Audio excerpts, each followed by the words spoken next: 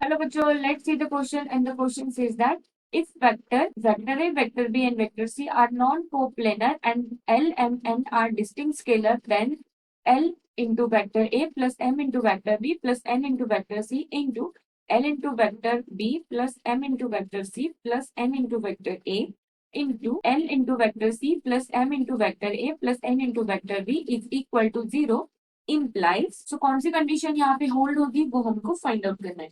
तो सबसे पहले हमको यहाँ पे दिया गया है वेक्टर ए जो होगा वो हमारा होगा vector L into vector A plus M into vector B plus N into vector C. Then vector B होगा हमारा N into vector A plus L into vector B plus M into vector C. And यहाँ पे vector C होगा हमारा M into vector A plus N into vector B plus L into vector C. और सबसे पहले हम find out करेंगे dot product X Y और जेड के लिए which is equal to determinant of A1, A2, A3, B1, B2, B3 and यहाँ पे C1, C2, C3.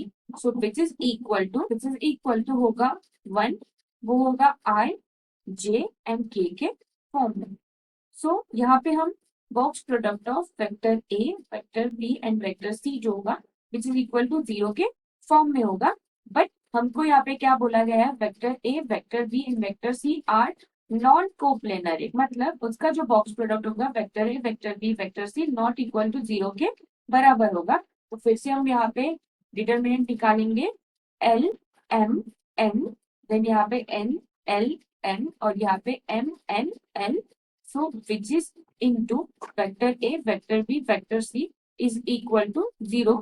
बट यहाँ पे जो प्रोडक्ट होगा वो नॉट इक्वल टू 0 के बराबर होगा। तो अगर ये हम डिटरमिनेंट सॉल्व करें तो हमको यहाँ पे क्या मिलेगा, L into L square minus Mn minus N into Ln minus N square plus M into N square minus Mn which is equal to 0 is implies L cube minus MNL minus MLN plus M cube plus N cube minus MNL is equal to 0. So is implies यहाँ से हम बोल सकते हैं ये वाले जो तीन टर्म है ये हम आगे लेंगे L cube plus M cube plus N cube minus यहाँ पे जो टर्म है उसको हम कंबाइन करके लिख सकते हैं 3 into M N L which is equal to 0।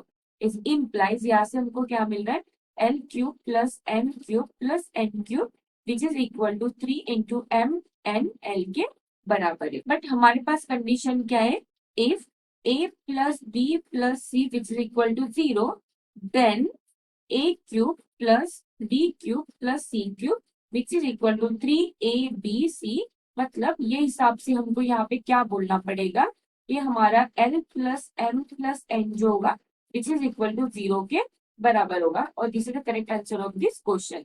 सो अगर हम ऑप्शन चेक करें तो हमको यहाँ पे दिख रहा है ऑप्शन नंबर जो 1 है which is the correct option and answer of this question. I hope you understand this question. That's it, thank you.